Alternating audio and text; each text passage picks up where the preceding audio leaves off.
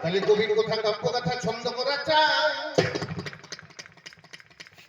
ছন্দ শক্তি না থাকলে কবি গান হবে না। ওরে আমার হাইরে মরি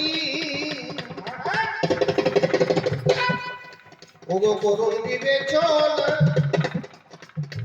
একে একে জানাইব অঘটের ঘটনা। তাহলে এবার বন্দনা গান এইখানেতে ওগো আমি দেখে যাব পালা ধরে দুইজনাতে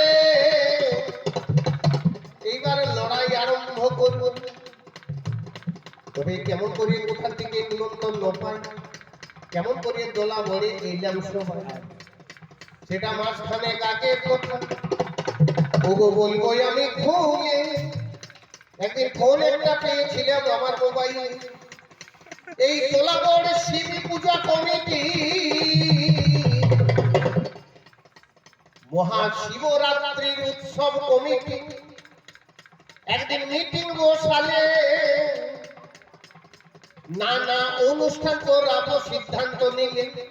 তার মধ্যে একদিন রেখে দিলে ওগো মোদের অভিজ্ঞান ফোনে কিন্তু পাই না, আমি অমনি পেয়ে গেল। আজকের দিনটা যখন ধার্য হয়ে গেল এই গ্রামে 16 আনা কমিটি কি করলো করিল।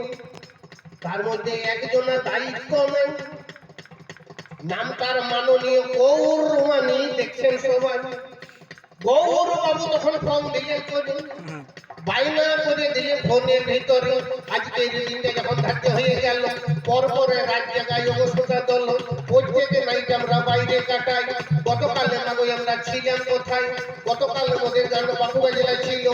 ওগো কখন না নামে একটা জায়গা আছে বলো, সেইখানেতে গত রাতে গান বাজনা করে আমরাও ভোরবেলাতে ফিরে এলাম ঘরে। সেইখানেতে করে যখন হাইরান হইলাম এরপরে ভোরবেলাতে ঘরে ফিরে এলাম। যেই মাত্র আমার বিছানাতে ঘুমিয়ে পড়ি ভাই, ঘড়িতে তখন আমার 10টা বেজে যায়।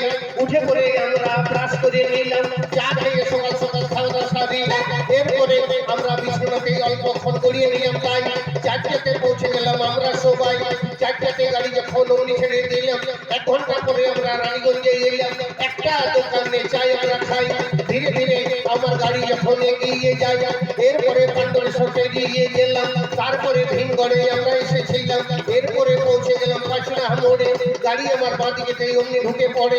খয়রাসোলে আরেকবার চাই আমরা খেলাম। ধীরে ধীরে লোকপুর পেরিয়ে গেলাম। অতঃপর রাজনগর আমরা এসে যাই। ধীরে ধীরে রানীগ্রামে এলাম সবাই। অতঃপর তোলা বলে আমরা এলাম।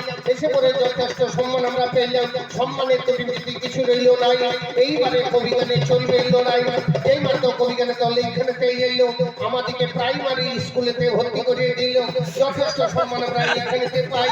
এইবারে দুজনতে লাগবো লড়াই। নরপতি নারায়ণ সবে ফেটেনা সবে দশটা দল তুলে তুলে নিলাম সেইরে। অতএব পূজনীয় ভাবক শ্রোতাগণ এবার ধৈর্য ধরে কবি গানটি শুনুন সর্বজন। কবি গান বড় মজার।